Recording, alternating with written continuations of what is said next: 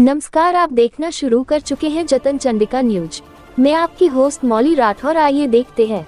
उप मुख्यमंत्री अरुण साव ने आज मंत्रालय में राज्य कैबिनेट की बैठक के बाद पत्रकार वार्ता को संबोधित किया। उन्होंने पत्रकार वार्ता में कैबिनेट की बैठक में लिए गए निर्णयों की जानकारी दी। जतन चंडिका न्यूज के लिए रायपुर से मनोज राठौर। और प्रतिवेदन तैयार करने की प्रक्रिया नया रायपुर अटल नगर विकास प्राधिकरण को अधिकृत किया गया है और इसके लिए आवास और पर्यावरण विभाग को प्रशासकीय विभाग बनाया गया है, जिसके लिए राज्य सरकार ने चालू बजट में 5 करोड़ रुपये का प्रावधान किया गया है। एक और महत्वपूर्ण निर्णय अनियमितता और भ्रष्टाचार को रोकने के लिए किया गया है, जिसके माध्यम से छत्तीसगढ़ शासन भंडार क्रय नियम 2002 में संशोधन के प्रारूप को अनुमोदन दिया गया है। इसके माध्यम से राज्य शासन के समस्त विभाग आदि आवश्यकता अनुसार सामग्री, वस्तुओं एवं सेवाओं जिनकी दरें और विशिष्टियां भारत सरकार के DGS&D की JM वेबसाइट में उपलब्ध हो का क्रय JM पोर्टल से ही नियमावली निर्धारित प्रक्रिया पालन करते हुए क्रय करेंगे। अतिरिक्त आवश्यकता होने पर सामग्री, वस्तु, सेवाओं के क्रय के लिए वित्त विभाग की सहमति आवश्यक होगी। वर्तमान में प्रचलित CSIDC के सभी रेट कॉन्ट्रैक्ट इस माह के अंत तक निरस्त करने का भी निर्णय लिया गया। मंत्रिपरिषद में एक और निर्णय लिया गया।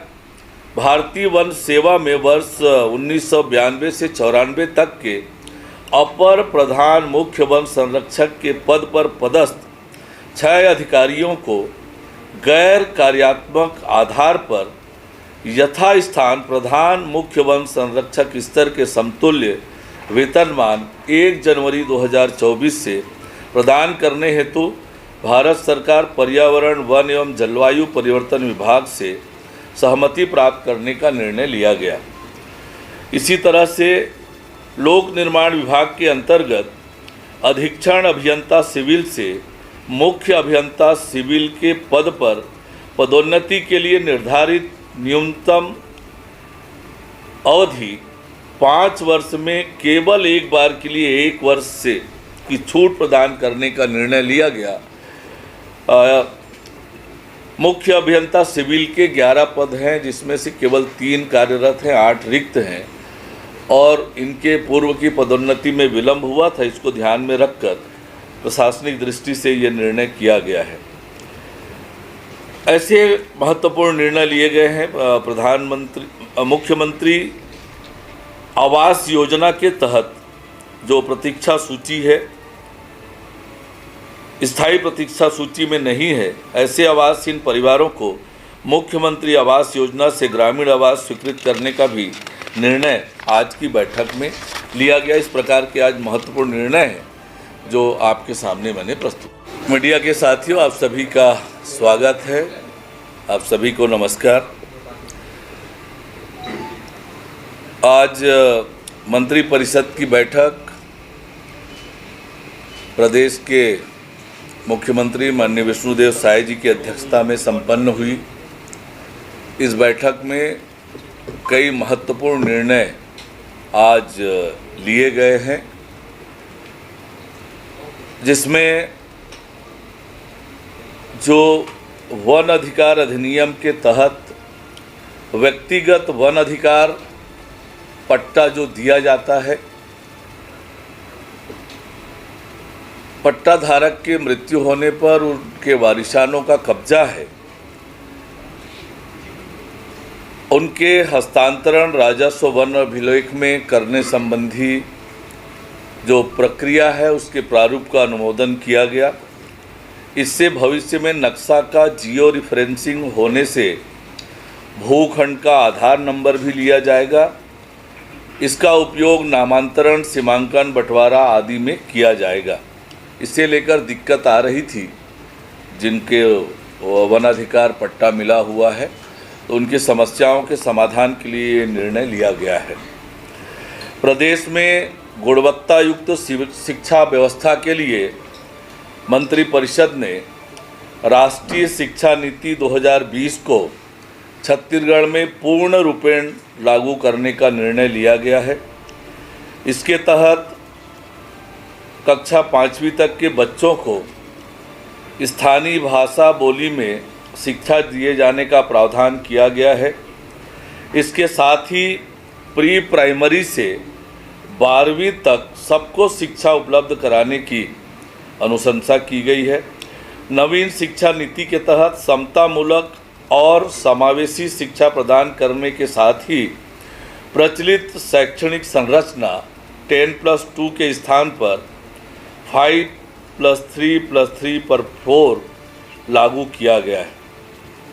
मंत्रिपरिषद की बैठक में एक और महत्वपूर्ण निर्णय ये लिया गया कि छत्तीसगढ़ सशस्त्र सहायक प्लाटून कमांडर नर्सिंग, प्रधान आरक्षक nursing, male nurse, female nurse, lab technician, pharmacist, nursing assistant, compounder, dresser, आरक्षक बैंड, आरक्षक श्वान दल भर्ती प्रक्रिया में वर्ष 2023 के तहत छत्तीसगढ़ राज्य के स्थानीय निवासियों को निर्धारित अधिकतम आयु सीमा में 5 वर्ष की छूट प्रदान की जाए।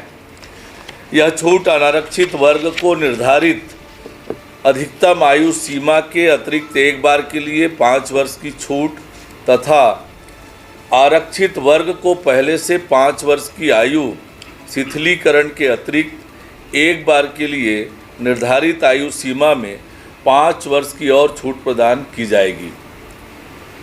राज्य सरकार ने और एक निर्णय किया। राज्य सरकार ने सुशासन एवं अभिसरण विभाग का गठन किया है। अब इस विभाग में ई समीक्षा, ई लोक सेवा गारंटी एवं डिजिटल सेक्रेटरिएट को भी शामिल किए जाने का निर्णय लिया गया और इसके लिए छत्तीसगढ़ शासन कार्य आवंटन नियम में संशोधन के प्रारूप को अनुमोदित किया गया। पूर्व में ये शाखाएं सामान्य प्रशासन विभाग में थी। नवा रायपुर में आवासहीन, आर्थिक रूप से कमजोर और निम्न वर्ग के परिवारों को आवास मुहैया कराने के लिए पंजीयन की तिथि में 3 वर्ष की वृद्धि कर दी गई है। राज्य सरकार द्वारा संचालित मुख्यमंत्री आवास योजना के तहत नवा रायपुर में आवासों का निर्माण किया जा रहा है, जिसमें हितग्राहियों को न्यूनतम मूल्य में आवास प्रदान करने के लिए पूर्व में जारी दिशा निर्देशों को यथावत रखते हुए आवासों के पंजीयन की तिथि 31 मार्च 2024 से बढ़ाकर 31 मार्च 2027 तक कर दिया गया है। इस निर्णय से अभी तक रिक्त मकानों के पंजीयन की संभावनाओं में वृद्धि होगी। जतन चंडिका की लगातार सही और सटीक खबरें देखने के लिए जतन चंडिका न्यूज़ को सब्सक्राइब, लाइक, कमेंट एवं शेयर करना ना भूलें और बेल आइकॉन बटन दबाना ना भूलें। लगातार जतन चंडिका आप